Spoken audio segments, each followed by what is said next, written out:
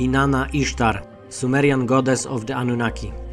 Known to the Romans as Venus, to the Greeks as Aphrodite, to the Canaanites and Hebrews as Astarte, to the Assyrians and Babylonians as Ishtar, and to the Sumerians as Innana, the goddess of war, love, ardent, beautiful female, Anu's great-granddaughter, has earned her place among the pantheon of 12 gods.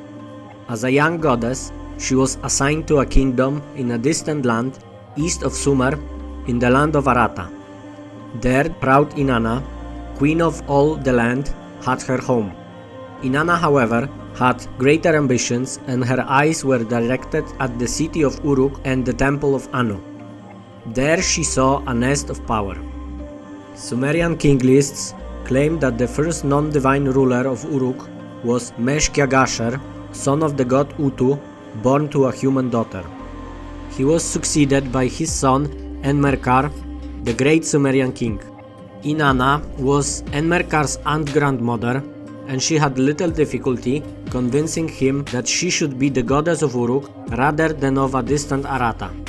One day, Enmerkar sent emissaries to Arata to force the city into submission because the lord of Enmerkar, servant of Ishtar, had made her queen in the house of Anu. However, Inanna did not leave her home in Arata when she moved to Uruk. Unable to take Anu's temple in Uruk without Anu's knowledge and consent, she was forced to seduce him. She was soon known as Anu's mistress or beloved. It follows that she did not share only the temple with Anu. Soon, Inanna began using deception to raise Uruk's importance and extend her power. At some distance was the city of Eridu, the center of Enki.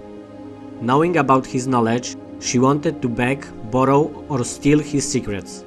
Intending to use her personal charms for Enki, she attempted to find him alone at home. "Come here, my steward. Listen to my orders. I will tell you something, mark my words." All by herself the girl directed her steps to the Abzu. Bring her to the Abzu in Eridu. Give her a treat. Pour her cold water that refreshes the heart. Give her a beer to drink. Happy and drunk Enki was ready to do anything for Inanna. So she boldly asked him for the divine formulas that were the basis of civilization.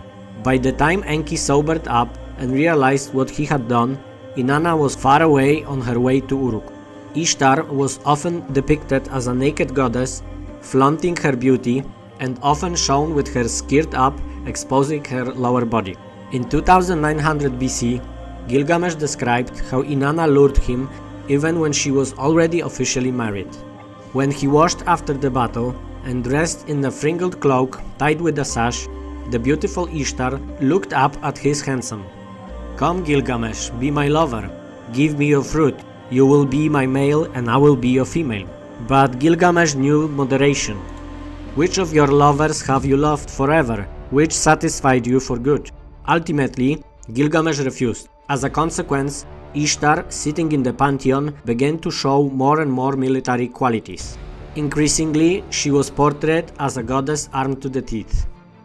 The wars were initiated by her and under her command, and she herself was shown marching at the head of an army.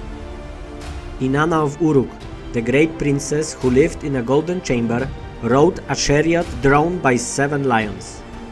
Wishing to unite love with power, Inanna chose for her husband Dumuzi, Enki's younger son.